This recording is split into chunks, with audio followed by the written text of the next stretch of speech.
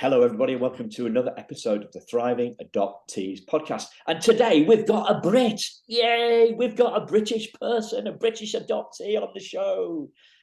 Carolyn Parker, lovely to see you. So delighted to have a fellow Brit on the show. I love Americans, I love Canadians, Australians, Kiwis. I love you all. I love you all, adoptees, right? I love you all, world people. And I'm especially delighted to have a Brit adoptee on the show, because we're a bit stiff upper lip, aren't we? We're sometimes adoptions are, it's what's it? It's an emotional minefield, isn't it? Or an emotional roller coaster. And it's touchy, and not many British people want to go near that. So good on you, Carolyn Parker, for having the confidence to come on and do this stuff. Yeah. Thank you for inviting me, Simon. Yeah. So Carolyn and I spoke the other week, listeners, and we have come up with this topic for the podcast, which is healing the inner child. And I am fascinated by this stuff because I know nothing of it whatsoever. I think I've probably done something similar, maybe, but I haven't called it that. But Carolyn, you have, right? That's why you're in the inner child work how would you say, what sort of impact would you say it's had on you, the inner child work? It's had a massive insight in understanding me, understanding that little me and medium-sized me, and being able to integrate that into a sense of wholeness. I've also noticed that I don't have such undulating temperament. I will put it nicely. I used to have episodes of rage, which I never really understood, and I finally found out that that was actually my inner child screaming at me to actually listen to her. Right. Well, there's a lot there. I'm just posing. Yeah. So I guess the undulating temperament kind of goes with that emotional roller coaster thing. That yes, I was very much that I was mentioning. It seems a more precise way of describing the emotional roller coaster. So, can I start with the little and the medium? What's the difference? What's this stuff about? Well, little me is that so baby me initially. Doing some research when I was looking for my birth parents, I came across a report that said that I was a very good child, that I never cried. And my mother would often tell me how what a good child I was, have a good baby, I never cried. And then I realised that maybe that wasn't such a good thing after all. Maybe that was me being in a state of shock and thinking, well, I've had the name changed, I've had the clothes changed, I've had the person who's holding me changed, I've had the type of milk I'm having changed, and I'm just totally bemused. So just realising some of the stuff that happened as a child that I just kind of took in my stride as this is what happens to everybody. I began to see that some of this was coming from somewhere else. So particularly when I was about 4 or 5, I started school at 3. I was an only child. And we had a day where you just had to bring a board game in. I'm not really sure what was happening with the teachers, but we were told just bring a board game in. And we were all playing this board game, and I was trying to join in, because board games, you need 2 or 3 people to play. It's not something you play on your own. And I'd gone around the whole class, and that sort of rage inside me was getting worse and worse, because I just didn't feel I fitted. Nobody seemed to want me to play their game. And it's the first time when it just erupted. And for a placid child to suddenly start going around the room, flipping up these boards, there was counters going everywhere. There was squeals, there was screams. And the head teacher walks in, really stern, Carolyn, come here kind of thing. And it was me just feeling that I now know that was my inner child just feeling totally exasperated at this feeling that I'm being left out, nobody accepts me, nobody wants me to join in. But that was treated, and I can see why from the outside, particularly with lack of understanding of any of that in those days, I was treated by being told to go and spend the rest of the day with a younger group of children. And at one stage, we did do like some PE, supposed PE, and we were asked to be a horse and go around the room like a horse. And then I was told that the naughty child had actually done this best. So let's just watch the naughty child do this. And you can imagine that just pushed so much extra shame on me from that little incident. One little incident that had a profound effect. And this sort of sense of this anger coming up, which came up again with a medium-sized me in my teenage years with all the hormones and stuff going as well. And particularly when I had my first boyfriend, there were things being thrown across the room, and it was, I don't think this isn't me. This isn't, I kind of knew it wasn't me. It felt as if it was a different me. I didn't understand it at all. It would come out of nowhere, and I would be perfectly calm one minute, and then the next minute, this little whirling dervish would appear. And I remember that, you know, the cartoon with the little character that goes round and round, I can't remember his name.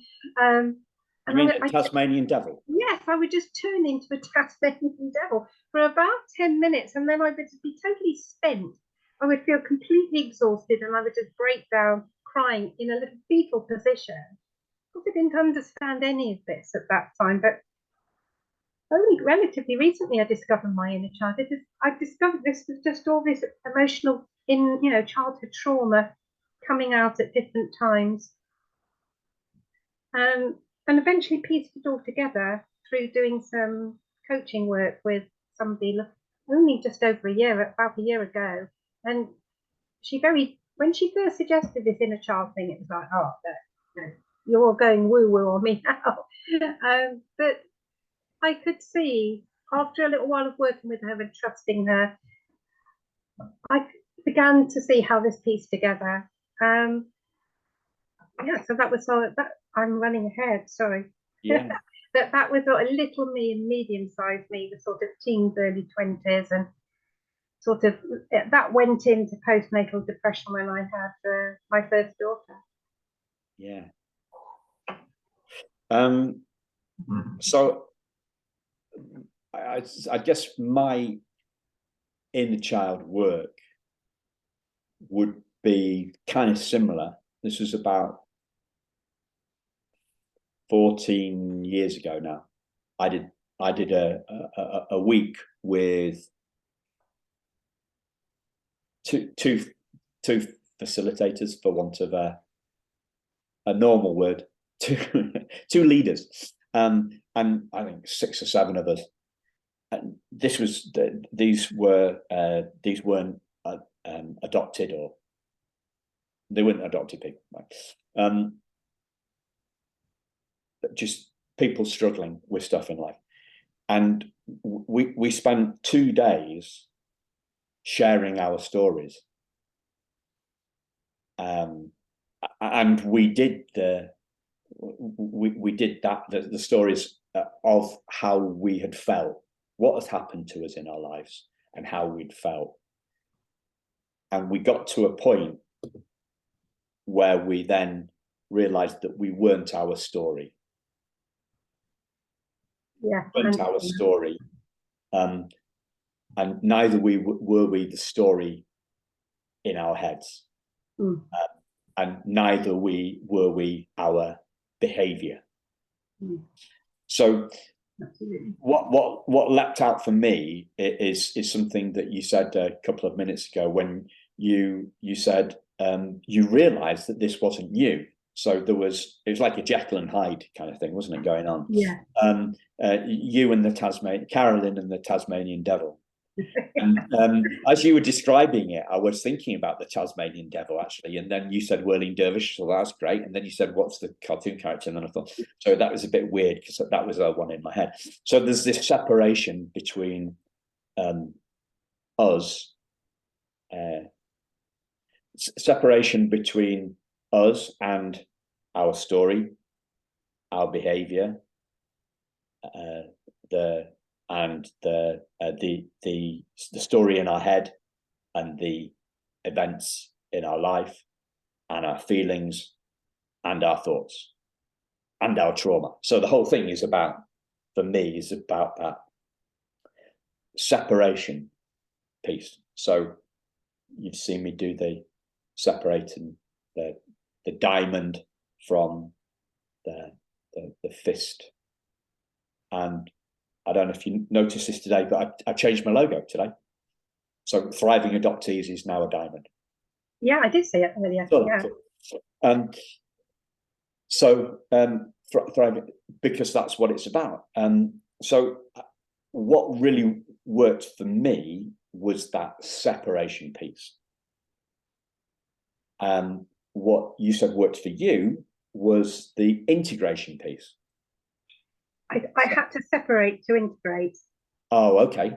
So I was a bit of a mess, and then once I separated out the inner child and tended to her needs, then I could integrate her and promise her I'd always listen to her and validate her, and then wrote a chapter about her to validate her. Yeah, but I kind of had to separate it out before I could put it together again. So there was that separation. Yeah. Fascinating. So you talked about separating out and then taking care of the needs. Is that what you said? Listening to it. So I suppose it was a 3-part. So first of all, the awareness and the separation helped, and then being aware of this very distressed little child here. As I was reparenting her, the inner child was very much I used to imagine her sitting on my knee, and I would talk to her, as you might say. I would just listening to what she was saying was me scribbling down at a huge rate just stuff that came into my head. And I realized that a lot of the phrases were coming over and over was, it's not fair, it's not fair, no one's listening to me, nobody cares. And it was coming over and over and over. And it was like, this sounds a bit weird, but it was like a download. I just got this stuff and I just wrote it all out. And that was like me hearing what she was actually trying to say to me. And having heard what she was saying, my next step was to reassure her that that was okay. I was really pleased that she'd said it. I heard what she was saying. I was accepting her for who she was. I was loving her. And I would, like, made that promise that I would always listen to her. I have this kind of gut feeling that happens when I'm aware that I need to do some inner child work. It's when I react in a childish 5-year-old way to something that an adult should be behaving much differently to. So I might get very jealous about something, like particularly if somebody wins a competition. It sounds awful, but I had to reckon, well, what's going on here? So it was an online competition. There was a prize for the person who was most, giving the most comments and support. I thought I'd done jolly well, and I didn't win it. I got really upset about the fact I hadn't won it. I'm thinking, this is a Facebook, competition. Why am I getting so upset?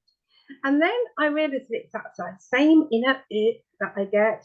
And I remembered that as a child, I was never good enough. I was always being compared to Susan down the road that always did a lot better than me. And even when I got like 9 O levels, I didn't get a grade A. So it wasn't good enough for my parents. And I was desperate to win. I was desperate to be, recognized as being a success. And it comes out in these kind of ways where I have an emotional reaction to something that's way beyond what it should be.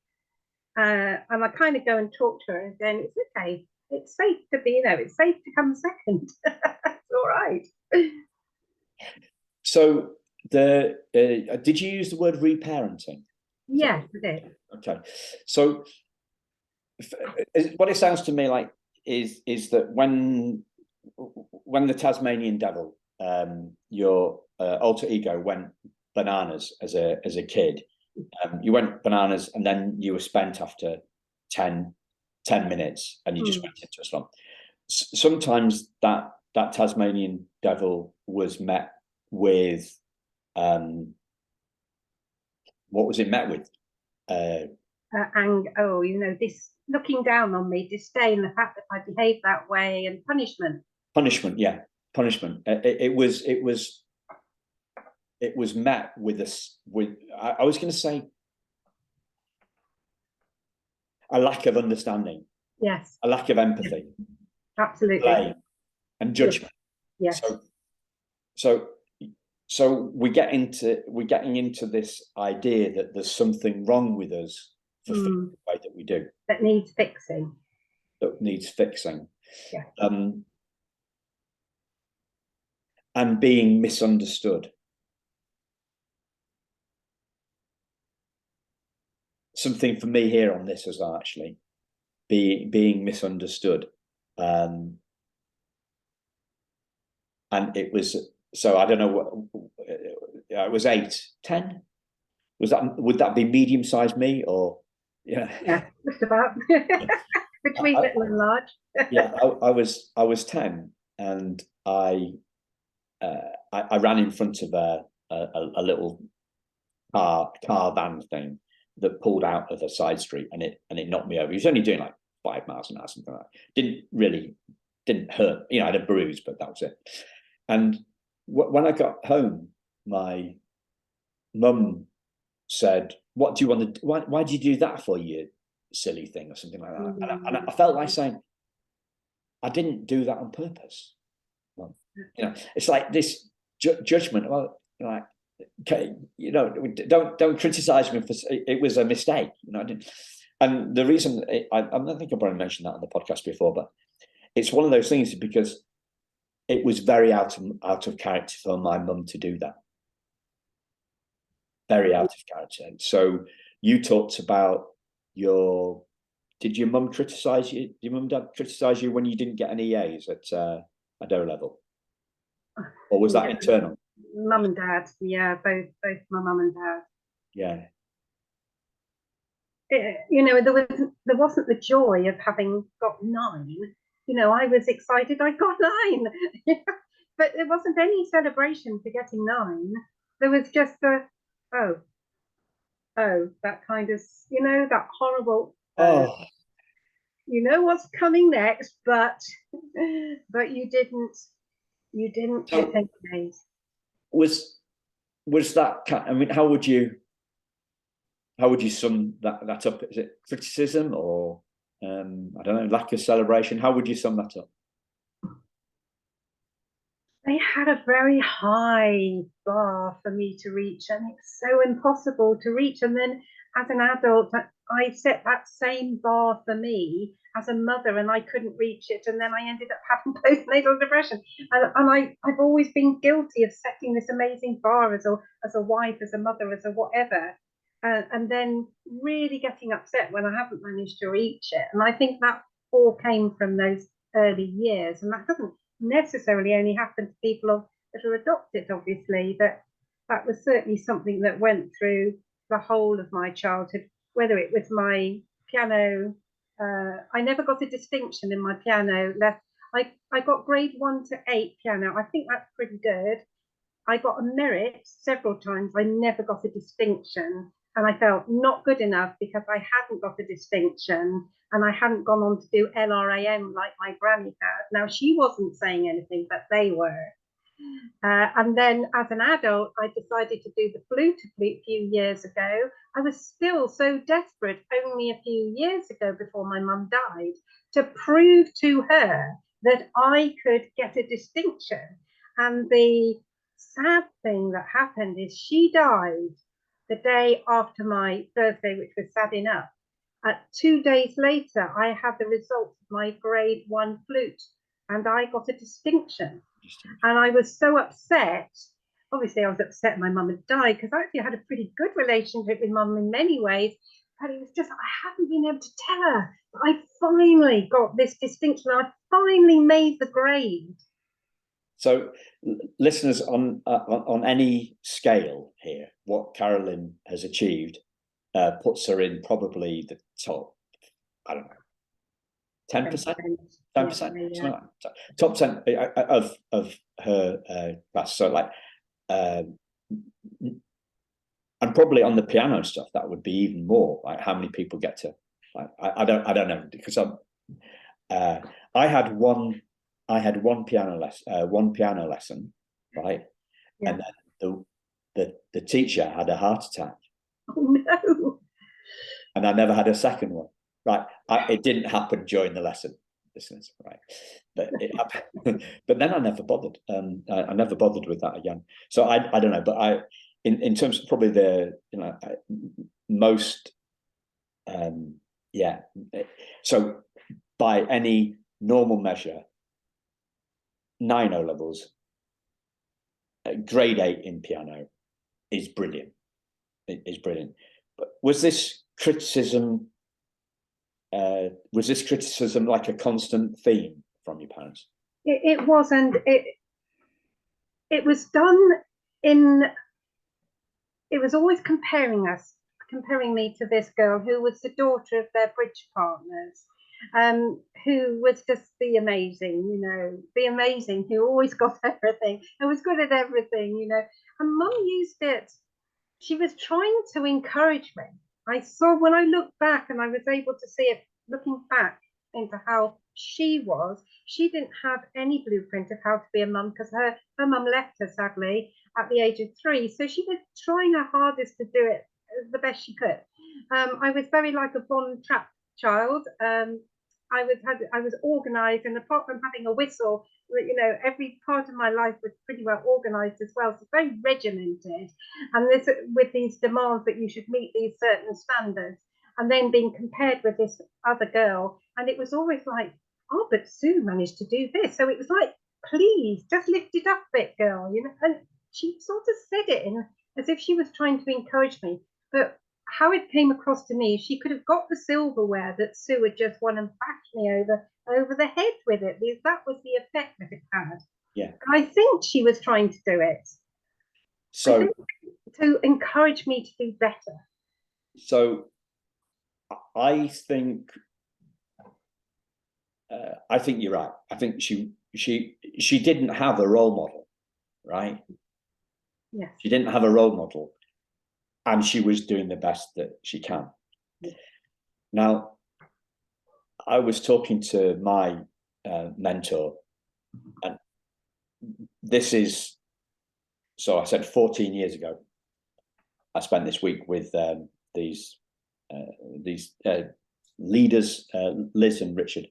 I spoke to Liz a couple of weeks ago, and she came up with something from she's not a Buddhist, but she came up with something from the Buddha. There is no justifiable anger, right? There's no justifiable anger, because no justifiable anger, and it really landed for me, because me being angry about something it is like me punching myself in the face, right? Yeah. And I was listening to an adoption podcast, and the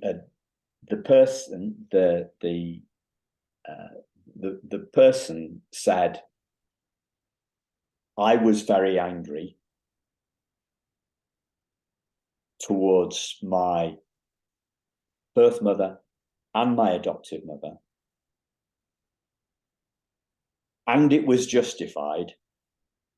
And then her next question was, how do I get over with it? How do I get over it? So that if we are, and I'm talking, and this is a lesson for me, right, listeners, if you think, and it's not, this isn't a lesson for you, Carolyn, right? This isn't a lesson for you, listeners. This is a lesson for me, right? I'm not preaching, right? If I have some stuff that I think is justifiable, if I have justifiable anger towards anything, then there's no way I'm going to be able to get rid of that. It's like saying, I've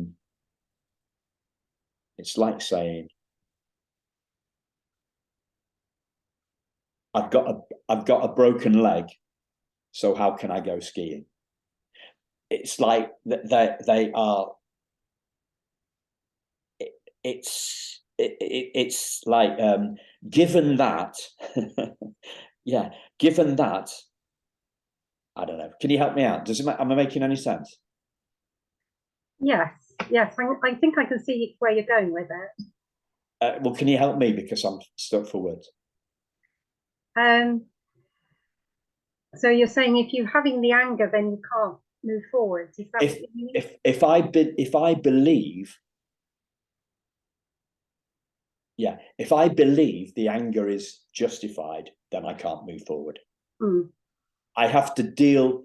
The anger has to be unjustified before I can move on.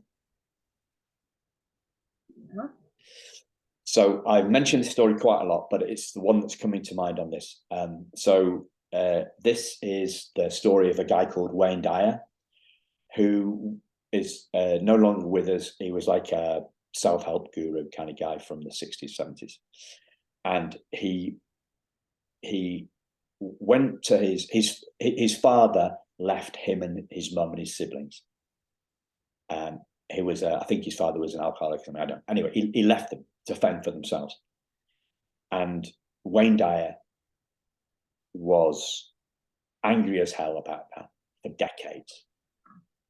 And you could say justifiably, right? You could, it's not great, like, Exactly. Yeah, it's not great. But he ended up at his father's grave, and he went there. It's a whole long, strange series of coincidences and stories. And he intended to pee on his father's grave. He ranted at his father. So he did a Tasmanian devil as a guy in his 20s or 30s. He shouted at his dad, who was dead. He shouted at him for 2 hours.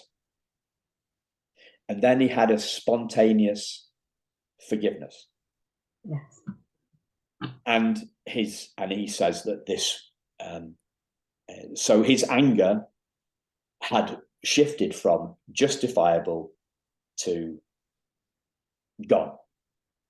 And he credits that with the moment his life really took off.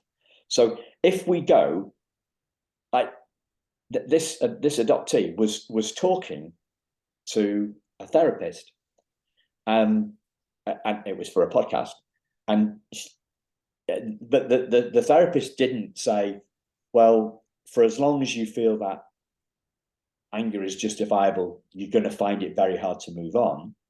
She just let it go. She let it roll. And I just thought, this is nuts, because justifiable anger is like, we're in the basket of a helium balloon, and we're collecting more and more rocks. We're reaching outside. We're reaching outside the basket of the helium balloon, right?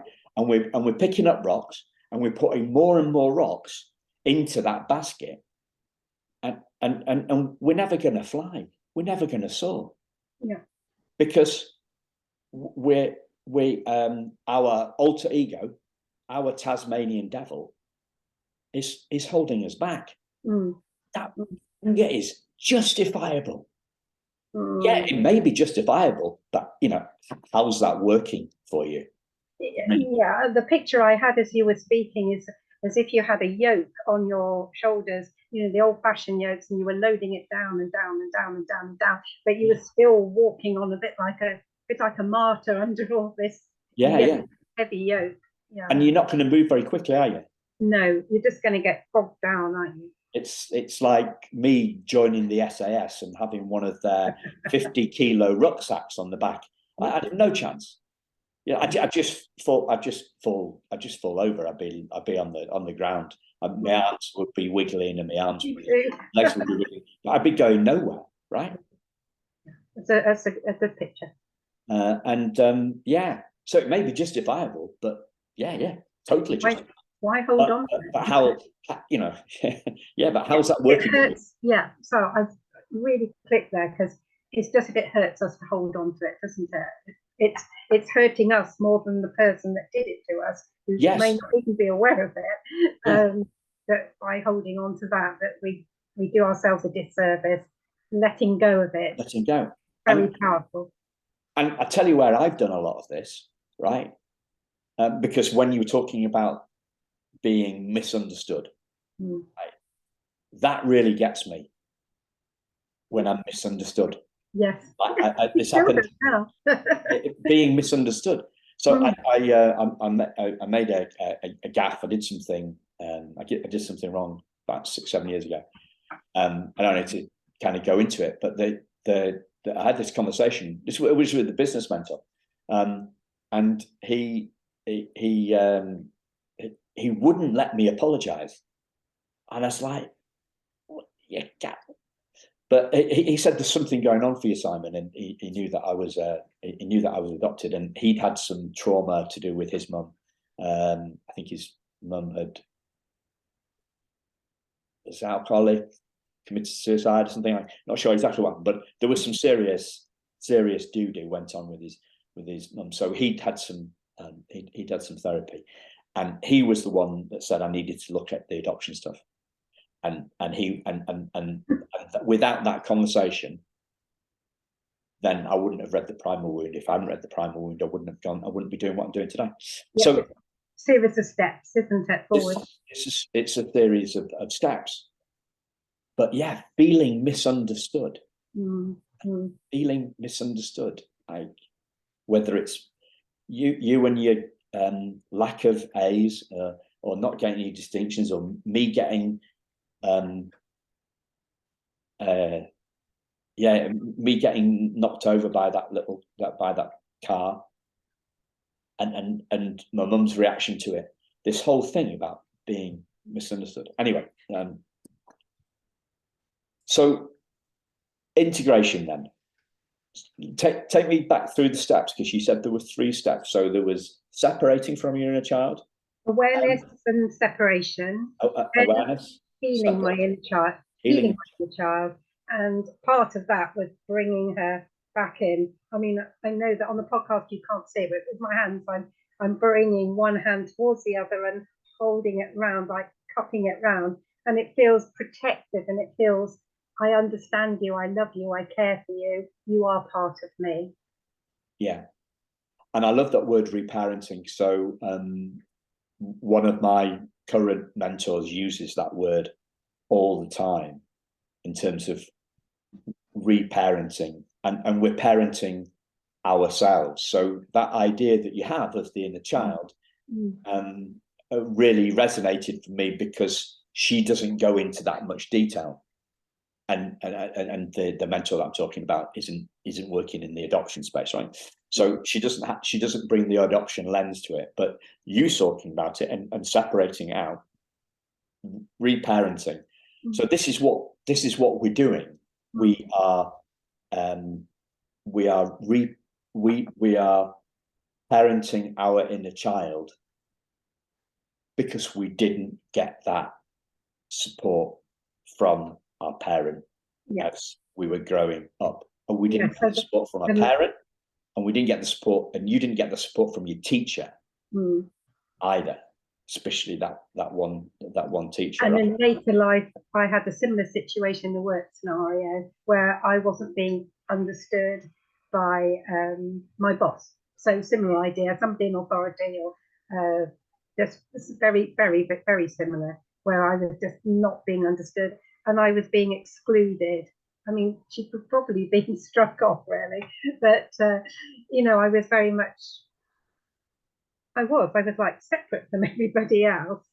And I kind of feel now, looking back at the loads of this, writing forgiveness letters and burning them, being helpful for me, to forgive myself for stuff, but forgive others for things. And I'm just wondering here, was I giving off that vibe? Because if I was feeling misunderstood before I even went into her office to speak about the matter, was she picking that up? Like she'd already picked up, and she was just reflecting that back at me.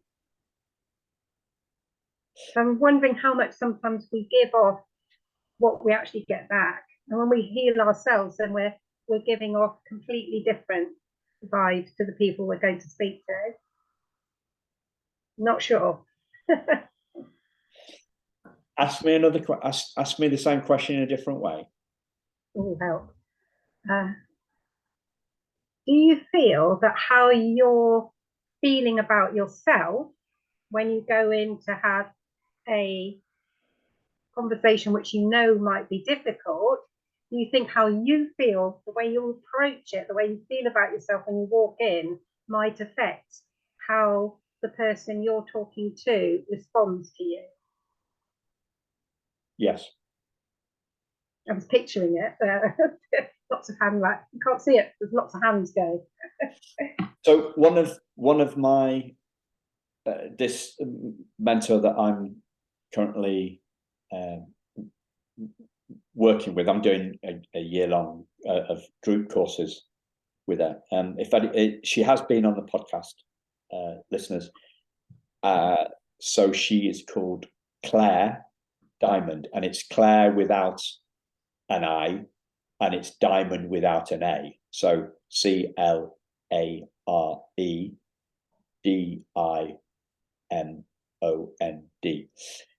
She talks about communication being, no, not that. That's another mentor.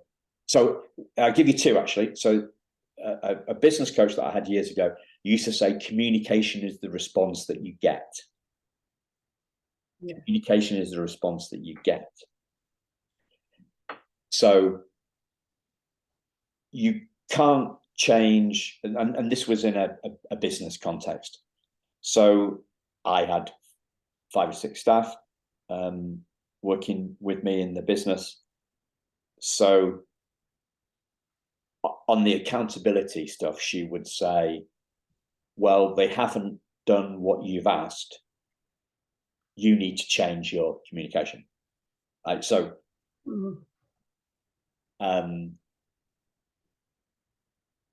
does that make sense?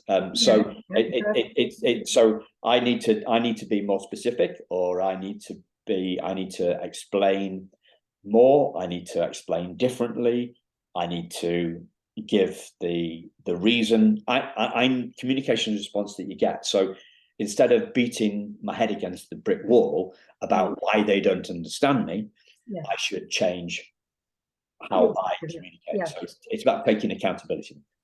So communication, the response you get, and the which kind of goes with what you're saying. I think I was doing it, so I was the leader, and they were my employees. But you're doing it the other way around. So, same thing, I think. And the other one is, look at our response to their response. Yes. Our response to their response. So I say,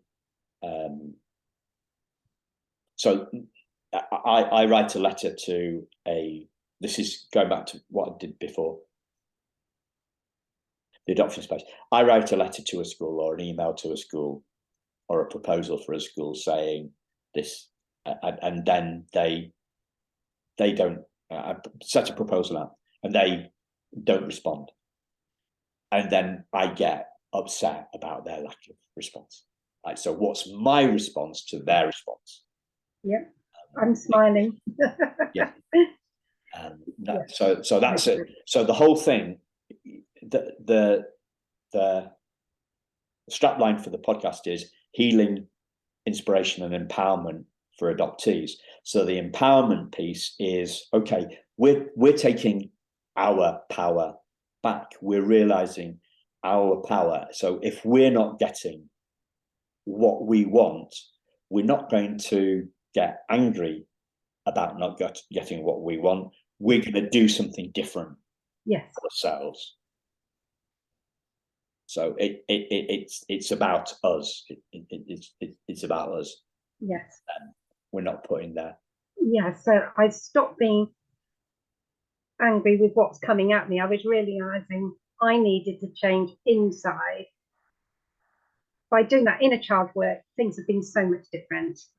I mean, I do sometimes feel misunderstood, but I can't remember the last time I felt that angry, because I'm realizing way before we get to anger that there's an issue with my inner child. And it's usually, for me, a gut feeling of discomfort, a sort of anxiety, and a mental picture.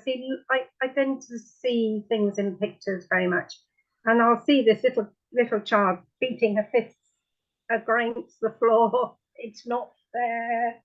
And if I'm aware that kind of thing is going on, there's that sort of vibe around, that I will take time now. I take time out to look at where my emotions are coming from, what's actually happening here, deal with that, and then go into meeting or just general life, having dealt with it. And so I'm coming over from a completely different point of view then, and getting a much better response, surprisingly. Yeah. Not surprisingly. I had a thought. So you're talking about, in a word, you're talking about journaling. Yeah, is that the right word? Kind of, yes. So what would you call it? I didn't really journal for the inner child stuff. I literally just got a piece of A4 paper and just started writing. It's very scrappy, and it's not a. I don't do it regularly. You know, some people do a regular journal. I do gratitude regularly. I do an achievement book regularly to remind myself that I'm doing okay if I'm feeling a bit low. But journaling, I don't do it on a regular basis. It tends to be if there's something specific I need to look at. So maybe it's sporadic journaling. Yeah. Well, I think that's your wisdom, right? Like a lot of people try and make wisdom a strategy. Yeah, that's what most teachers do. Most teachers do. So they have an idea, it works, so they say this is the idea. Yeah. So turning wisdom into a strategy. So, or you know, it's. I heard a fantastic podcast on this morning. It was a guy who is into breathing. Right? Yes, that's very popular at the moment. Breathing. Breathing, yeah, it's very popular. We can't live without it. Wim Hof, by any chance? It wasn't Wim Hof. It was an American guy rather than a Dutch guy. But he said that he went. So yeah, he's into breathing. His book's called Breathe, I think. And he said he went to India, and none of them do yoga, right? Because their practice is integrated into what their daily habits. It's integrated. It's not separate from it. So the only people. I'm with you. Yes, it's just an everyday ritual that they've just carried on. It's not even an every. It's embedded in their life. Or it's embedded in what they do. So, for example, like I swim, so my breathing happens or it's different during my swimming. I'm doing the swimming and the breathing time, like. So I think that's one of those things. You did something from wisdom, and I asked if it was a ritual, and it wasn't. It was a wisdom thing, but wisdom becomes strategy. And I was thinking about this the other day. The getting stuff out of your head onto a page, and it struck me that that's similar is getting stuff out on the page, then we can look at it. It's almost like talk therapy, isn't it? Externalizing. We're externalizing our thoughts either on a piece of paper, if we're kind of self-coaching, or with a therapist or a coach if we are. And it's the same thing, and that's when we see that maybe our beliefs are wrong, right? And we see what's going on inside, don't we, in a clearer way. I use paint for the same thing, and it's very much. Well, I just say I throw emotions onto canvas, And if I haven't got the words, I'll get the acrylic paints, and it's a very Jackson Pollock style, and you literally chuck, and it's so therapeutic. And I choose the colours. So if I'm feeling, it might be blues, blacks, dark reds, or if there's something really upsetting me, and I'm hopefully going to make this into a kind of workshop for releasing emotions around trauma. But it's really at the beginnings at the moment, because I find that as a release. Yes, as releasing. There's another word for it. Freeing, and it's externalizing. I don't think it matters so much how you're externalizing, providing it's a safe way of doing it. For other people, it might be going onto the golf course and onto the range, the range, and just doing loads of golf balls. But it's just some way of getting out what's inside, so that you can see more clearly. In my mind, it's like the waters are muddied, and by doing that, the waters become more clear, and I've got clarity about what's happening. Yeah. Does that make any sense? Yeah. I hope so. Oh, it's many pictures. I just do swapping pictures. What if our natures are clarity? Yeah, so our core nature is clarity, and the muddy waters is the stuff. You meaning like the trauma and the things that happen? Yes, and we're getting rid of the silt. Well, I disagree slightly on that point. So I think what happens to us as children is we let the water settle. So and the metaphor I've heard on this is a snow globe. Ah, yes, I have heard of that. Yeah. Yeah, just letting it go down. Yeah. So you talked about 10 minutes of Tasmanian devil, and then and then it's gone.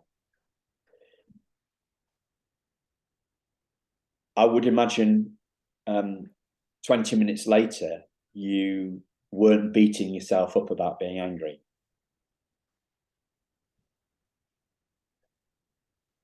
No, I just felt completely peaceful. Yes. Right? I was confused as why I was angry, but I wasn't upset with myself for being angry. And that's the difference between us as kids and us grown up. Well, me, okay. So I would worry and then worry about worrying. Yeah. Yeah. Rather than worry and then let it go. Or you don't let it go, do you? Because what's to let go of? Here's one for you. This scrambled my brain when I came up with it last year. Okay.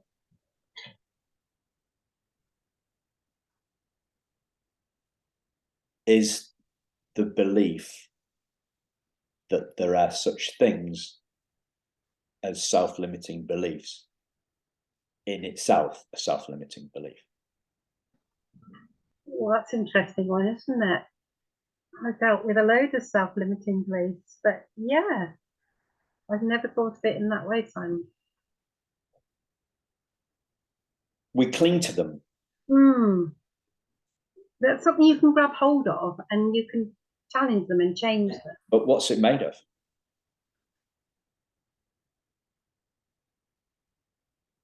Thoughts, really. Yeah. Thoughts and values, and so they're not things, are they? Experience and... They're not things. No. Trying to make them tangible to deal with them, maybe.